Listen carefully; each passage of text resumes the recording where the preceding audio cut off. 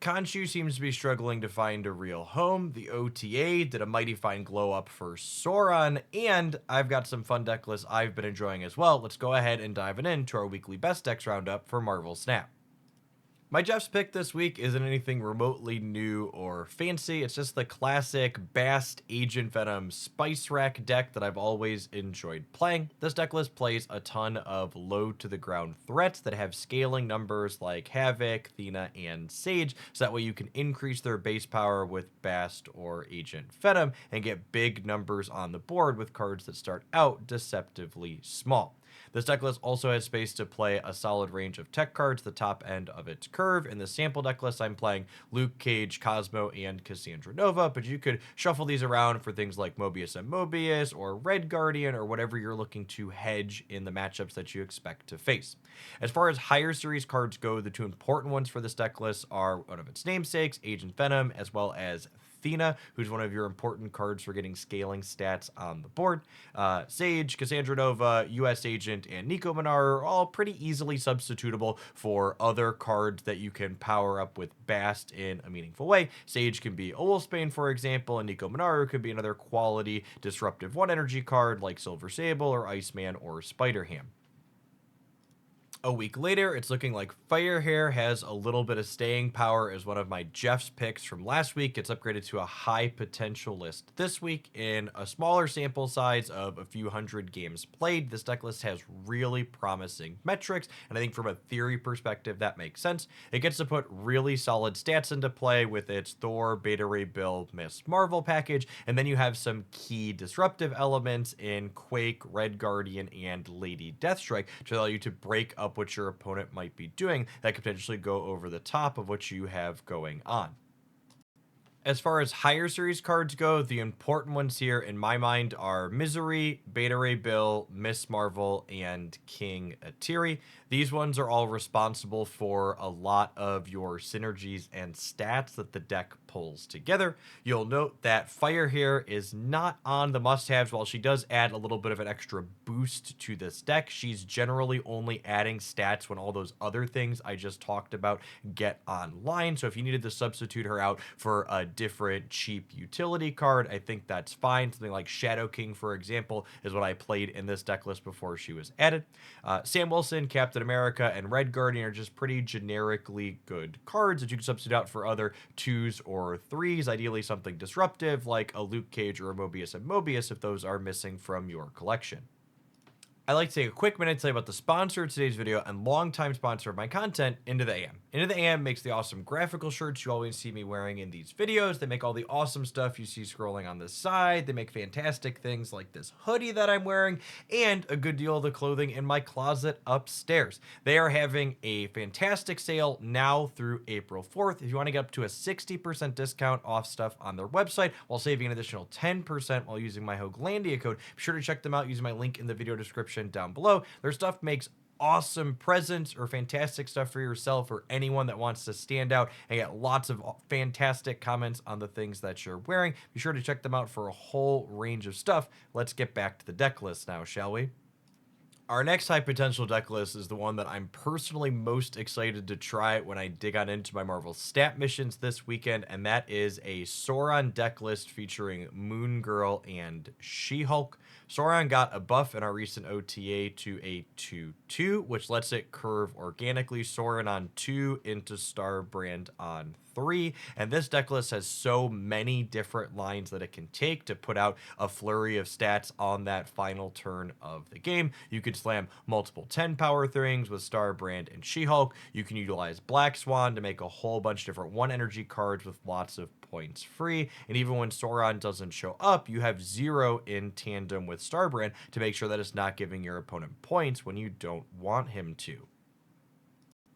As far as higher series cards go in this deck list, I would say Starbrand and Black Swan are probably the important ones to have in your collection for it to operate at its full power level. Hydra Bob and Luna Snow have pretty reasonable replacements in Hope Summers, and then other good high power 1 energy cards like Martyr or Rocket Raccoon.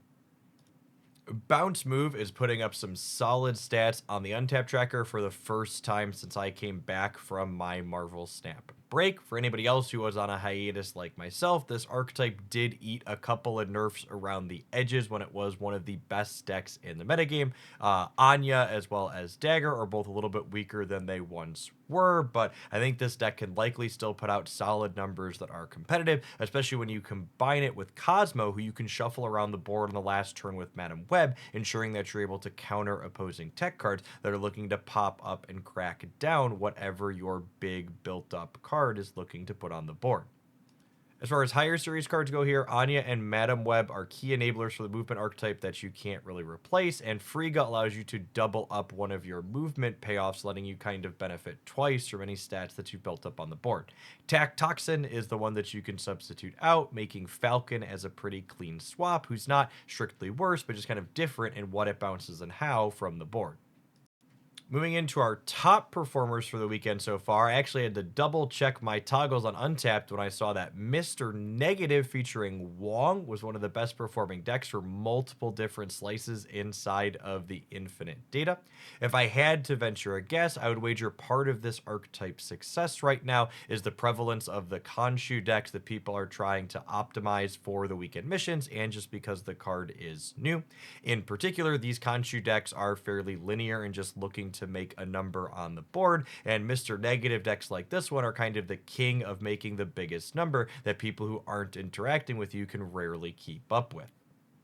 One particular thing I like to call out about this successful Mr. Negative deck is the noteworthy absence of any tech cards. It always makes me scratch my head a little bit when I see a Mr. Negative deck play something like a Rogue or a Shang-Chi or even a Killmonger on occasion. I think this archetype should be one about executing your game plan, and if you think you need tech cards to keep up with what your opponent is doing, I would rather reach for a different deck rather than disrupting Mr. Negative's ability to make large stats.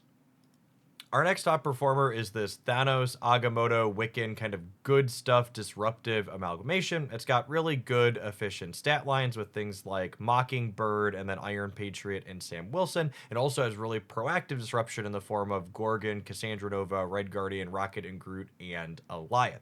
One of the nice things about this particular deck list is that nothing that you're doing is particularly heavy on the synergy side. So if you're missing 2 or 3 of the higher series cards, you could swap them out for other proactive disruptive cards or efficient numbers, stuff like Luke Cage and Mobius and Mobius, and still keep kind of the core of what the deck is doing together. The only important thing to think about when you're making substitutions is you want to keep things at similar-ish energy costs, so that way you can consistently enable Wiccan regardless of what cards you're playing.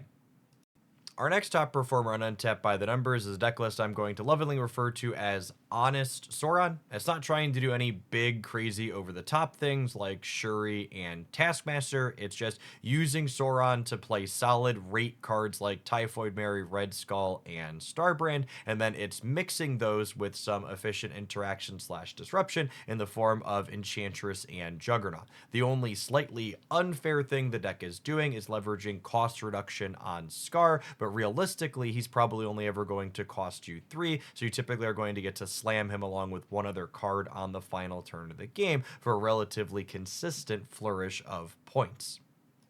I'd wager this deck is pretty budget friendly for substitutions, with Scar likely being the important one since it is a cost reducer. Starbrand and Ares I think can be reasonably substituted out for other 4 energy 10 power things, stuff like Cull Obsidian with our 3/1 drops, or a Tuma, or even a copy of Crossbones are all fine things to slot in if you're missing either of these other higher series picks.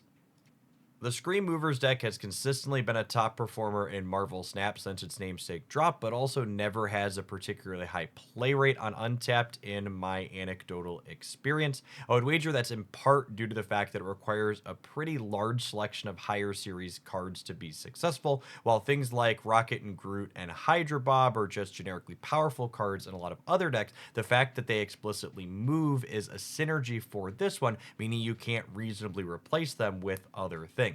I would go so far as to say Iron Patriot is probably the only higher series card in here you could substitute out for something else, since it's just a generically good 2 energy card that could easily be something like a copy of Lizard or even a copy of Gorgon for a little bit of disruption. It put a smile on my face to see one of the best performing non-Thanos Agamotto variations had adopted one of my favorite card packages of Kitty Pryde and Hope Summers. This deck list is full of pretty generically good cards that also has a glut of fours, so Zabu synergizes with it. It's then playing other just good on rate cards like Iron Patriot and Sam Wilson Captain America, as well as key tech cards like Quake and Juggernaut that also don't cost 4. One rather curious exclusion from this popular list is the lack of a King Atiri. I think if you're missing any of the other higher series cards, slotting him in so that way you can draw up Agamotto spells more consistently is probably a welcome and reasonable change. Last but certainly not least, the most popular deck per the untapped numbers are Khonshu variations. Unfortunately for sweet deck enjoyers such as myself, all of the non-kind of stock discard builds like this one are absolute trash by the numbers on untapped, which is reflective of my own experience trying to brew with the card as well. It just has way too many moving pieces you have to line up perfectly while also dodging disruption like Fenris Wolf to really get a meaningful payoff out of Khonshu that often feels like just a worse Hela, even when everything comes together. It's not clear to me from the numbers that we have so far that Khonshu's even optimal inside of a deck list like this one, but lots of variations of this particular build do have fine stats, so if you're looking to get through your Khonshu weekend missions in as little time as possible, you can probably pick up plenty of wins with something like this without feeling completely embarrassed. Appreciate everyone that made it all the way through to the end of the video. If you've been rocking something sweet in Marvel Snap that you think I should check out on one of my upcoming live streams, be sure to let me know in the comments down below. I'd also like to give one last shout out to the sponsor of today's video and longtime sponsor of my content, Into the AM. They make all the shirts you always see me wearing and a bunch of my other clothing. You can save a little bit extra using my link on their insane up to 60% off sale that's going on right now through April 4th. I hope your snap ranking as the season draws to a close, it goes well and you hit your goals, and I'm looking forward to diving on into a brand new set of cards here early next week.